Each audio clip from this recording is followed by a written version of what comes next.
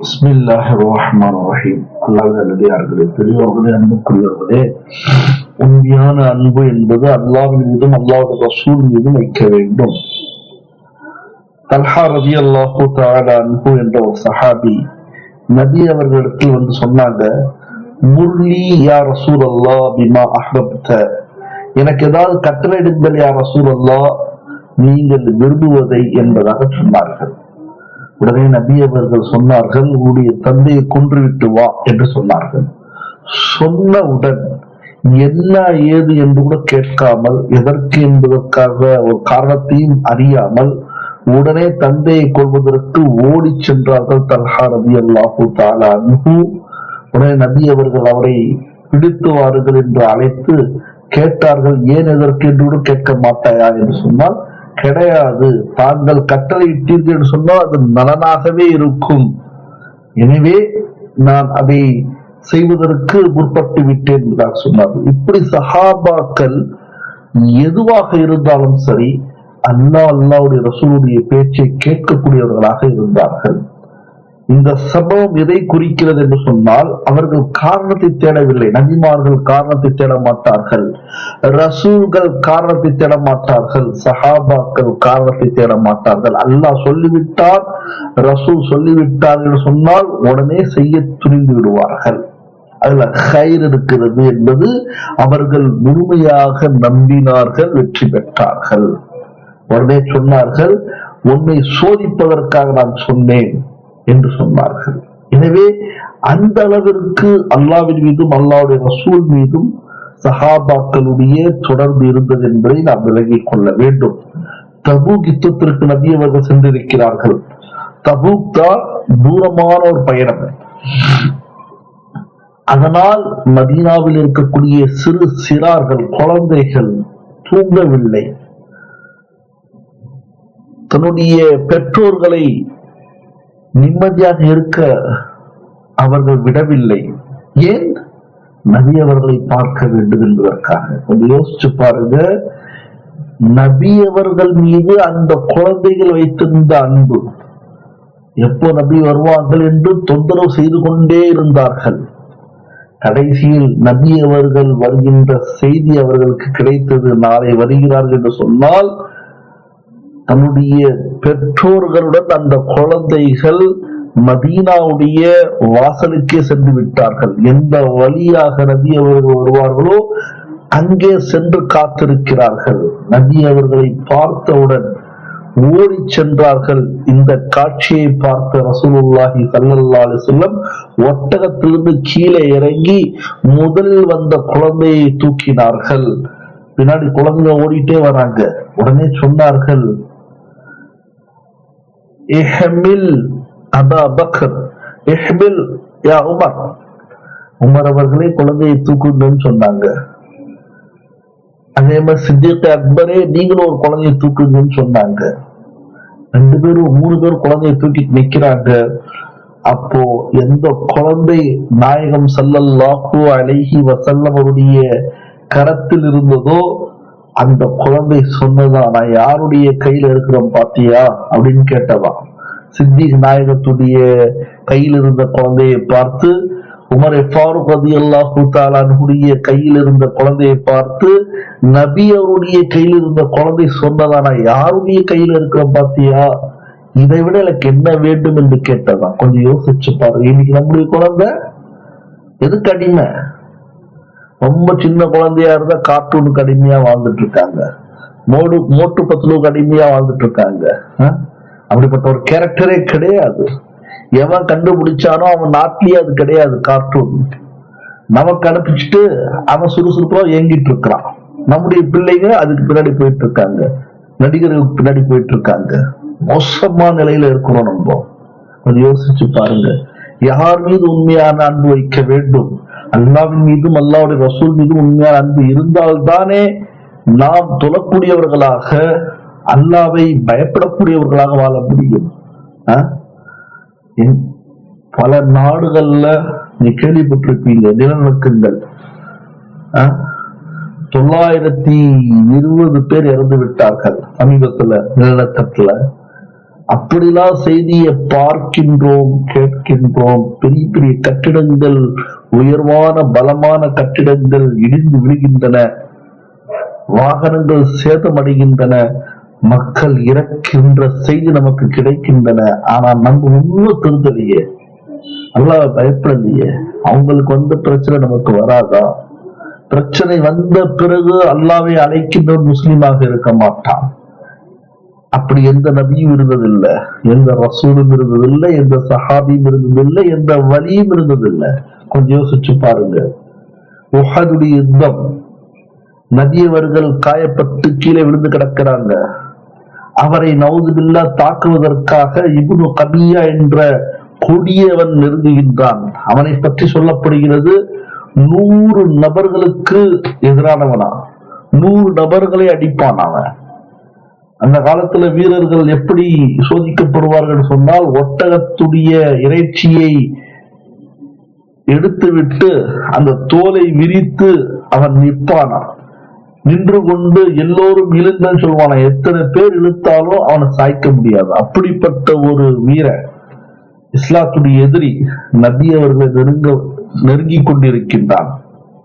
இதனை பார்த்த உம்மே அம்மாரா ரலியல்லாஹு தஆலா அன்ஹா, இவங்க யார் தெரியுமா? நபி அவர்கள் மக்காவில் இருக்கும் பொழுது, கிட்டத்தட்ட 52 வயதில் நபி அவர்கள் இருக்கும் பொழுது, மதீனாவிலிருந்து ஒரு வஃப்து, ஒரு கூட்டம், ஒரு ஜமாத் சென்றது. அவங்க பைஅத்தே அகபா ஊலா என்று சொல்வார்கள், முதல் பைஅத். நாங்கள் இஸ்லாத்தை ஏற்றுக்கொண்டோம் என்பதாக சொல்லப்பட்ட முதல் பைஅத். அதுல 73 பேர் இருந்தாங்க. அதுல 71 பேர் ஆண்கள், 2 பெண்கள். அந்த 2 பெண்களில் ஒருவர் தான் உம்மே அம்மாரா. நாங்கள் உங்களை பாதுகாப்போம் என்று உடன்படிக்கை செய்திருக்கிறார்கள். அப்படிப்பட்ட உம்மே அம்மாரா பார்க்கிறாங்க, ரசூலுல்லாஹ் சாய்ந்து கிடக்கிறாங்க. நவுதுபில்லா அவரை கொலை செய்வதற்காக இப்னு கபியா நெருங்குகின்றான். இவர்களுக்கு கிடைத்த சிறிய வாளுடன் ஓடி சென்றார்கள். அவன் குதிரையில் அமர்ந்து கொண்டிருக்கின்றான், இவங்க கீழே நிக்கிறாங்க. அவன் அவ்வளவு பெரிய வீரன். அவன் பார்த்து கேட்டான், நீ என்ன செய்ய முடியும்? அவங்க சொன்னாங்க, ரசூலுல்லாவை தொட வேண்டும் என்று சொன்னால் என்னை தாண்டி தான் தொட முடியும் என்பதாக சொன்னார்கள். மட்டுமல்ல, தன்னுடைய கத்தியால் அவருடைய வாளுடன் போரிட்டார்கள்.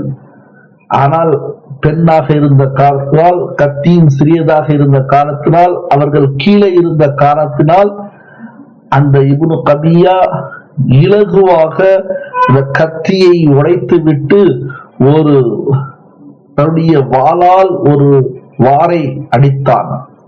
அவருடைய இடது செப்பை எலும்போடு முறிந்து ரத்தம் கொட்டி கொண்டிருக்கிறது. இந்த காட்சியை பார்த்த இப்னு கபியா, மக்கள் எல்லாம் பார்க்கிறார்கள், ஒரு பெண்ணை அடித்து விட்டோமே என்று. அந்த காலத்து மறுப்பாளர்கள் கூட பெண்ணை அடிப்பதை கேவலமாக நினைத்து விட்டு சென்று விட்டார்கள். ஆனா இன்னைக்கு ஆண்களையும் பார்க்கறது இல்ல, பெண்களையும் பார்க்கறது இல்ல, குழந்தைகளையும் பார்க்கறது இல்ல. எங்கே பார்த்தாலும் பலகீனமான குழந்தைகள் மீது தாக்குதல், பலகீனமான பெண்கள் மீது தாக்குதல், வயதான முதியோர்கள் மீது தாக்குதல். இவங்களா பலமானவர்களா? எனவே அல்லாஹ்வின் நல்லடியார்களே, பெரியவர்களே, இப்படி அல்லாஹுடைய ரசூல் மீது அன்பு வைத்திருந்தார்கள். அல்லாஹ்வுடைய ரசூல் மீது இந்த அளவிற்கு அன்பு வைத்திருந்தார்கள். சொல்ல போனால், அந்த நேரத்தில் ரசூலுல்லாஹ் கேட்கிறாங்க, உங்களுக்கு என்ன வேணும்? ரத்தம் கொட்டிக்கிட்டு இருக்குது உம்மே அம்மாராவுக்கு. அவங்க சொன்னாங்க, யா ரசூலல்லாஹ், உங்களுடன் சொர்க்கத்தில் என்னுடைய குடும்பத்தோடு நான் இருக்கணும்னு சொன்னாங்க. ரசூலுல்லாஹ் அந்த இடத்திலேயே துவா செய்தார்கள், அல்லாஹும்ம யா அல்லாஹ் இஜ்அல்ஹும், இந்த குடும்பத்தார்களை ஆக்கிவிடுவாயாக, ருஃபகா, என்னுடன் இருக்கக்கூடியவர்களாக, ஃபில் ஜன்னதி, சொர்க்கத்துல. அப்போ கூட சொர்க்கத்துல ரசூலுல்லாஹ்வோடு இருக்க வேண்டும் என்ற அன்பு. கொஞ்சம் யோசிச்சு பாருங்க. இன்னைக்கு நம்ம என்னென்ன நினைக்கிறோம், என்னென்ன வேணும்னு நினைக்கிறோம். தொழுகை இலகுவாக விட்டு விடுகின்றோம்.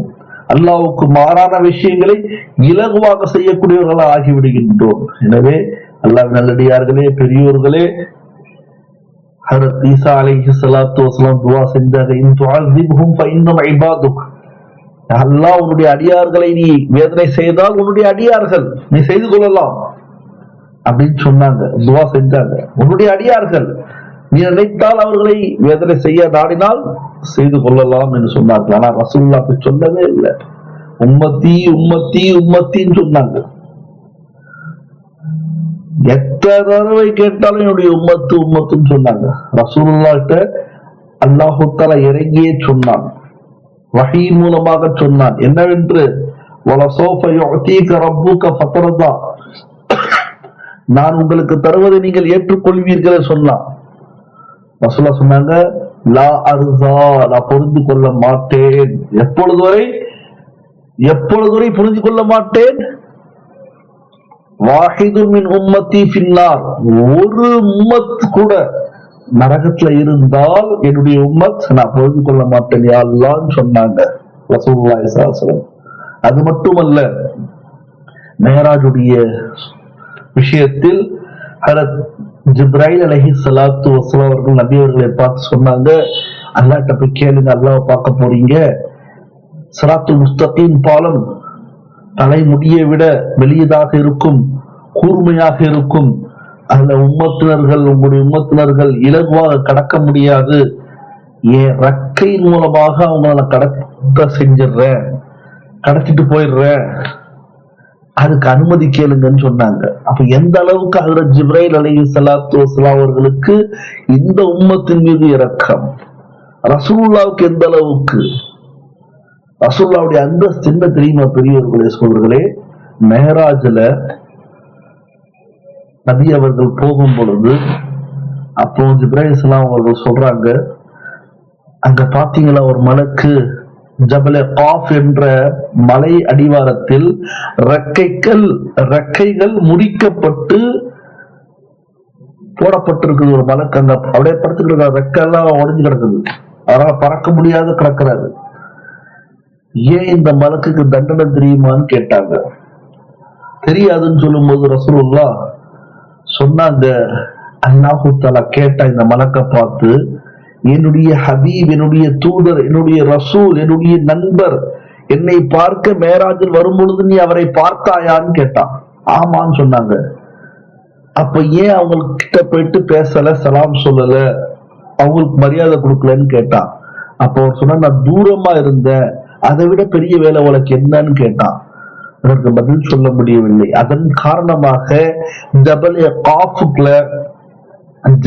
காஃப் என்று சொல்லப்படுகின்ற மலை அடிவாரத்துல ரெக்கைகளை முறிச்சு எல்லாம் போட்டுட்டான். அப்படியே உட்கார்ந்து அல்லாஹ்வுடைய ரசூலுல்லாஹ்வுடைய ஸலவாத் ஓதிக்கிட்டே இருன்னு சொல்லிட்டான்.